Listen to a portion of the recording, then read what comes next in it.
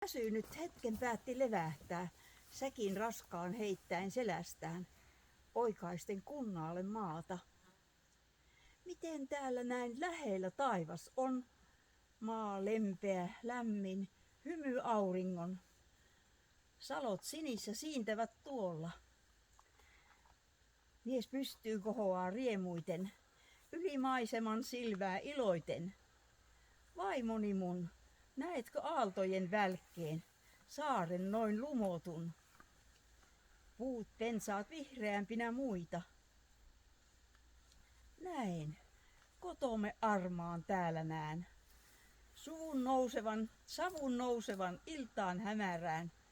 Sinun kanssasi hellepäivinä töissä, talven tuiskuissa, syksyjen kuutamoöissä. Kuin valan he vannoivat toisilleen, tämän kunnaan kutsuen kodikseen. Salot saaliita soi, kala vilisi veessä, kaski ruis heilimoi suvipäivien seessä. Savu kantoi korpiin kaukaisiin, näin Säkimäkeä asutettiin. Tämä mies 1500-lukuinen oli esi-isämme ensimmäinen. Nimi hänellä Paaval Lehmonen. Suku kasvoi, naisiksi varttuivat Lehmosten tyttäret vaaleat. Tuli vävöjä saloilta kaukaisilta, nimettömiä, potria poikia nuo. Ottivat nimensä Lehmosilta, jäivät miehiksi tytärten luo.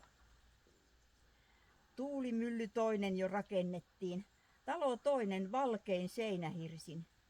Yhä alemmas kaskea vierrettiin, kivet voimalla vahvoin käsivarsin. Työ raskas, kaski niin kivinen, salo polkusalainen saalispaikkaan. Järvi nuottapaikkoja välkytellen, kalakeitto helmassa luodon raikkaan. Vaan elämä ei aina hehkua poutaa. Sodat, nälkäkin kuuluvat historiaan. Oli pakko lähteä, kotoa joutaa, kun kutsui poikansa isänmaa.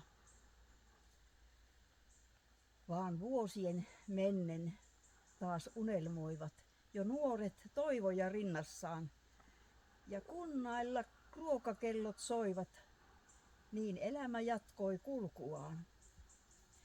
Kylän koulu myös ensimmäinen oli pirtissä Lehmosen. Ja lapsia Armisvedeltä asti piika souti, kokassa eväslasti. Työ jatkoi vuosisatojen mennen. Suku liittyi sukuun ja rakennettiin. Kun veljistä jäi kotikontua vaille, hän valtoihin lähti tai Värmlantiin. Tältä mäeltä on laajalle levinnyt kansa, kylää kasvanut elinvoimainen, joka kunnioittain juuriansa sukupolvien polkuja astelee. Yhä samoilla saroilla huojuu heinä, vilja kultainen päivään hymyää. Aamun kastehelminä, kimmelteinä, esi-isäimme siunaus maille jää. Tässä tämä oli tosiaan siitä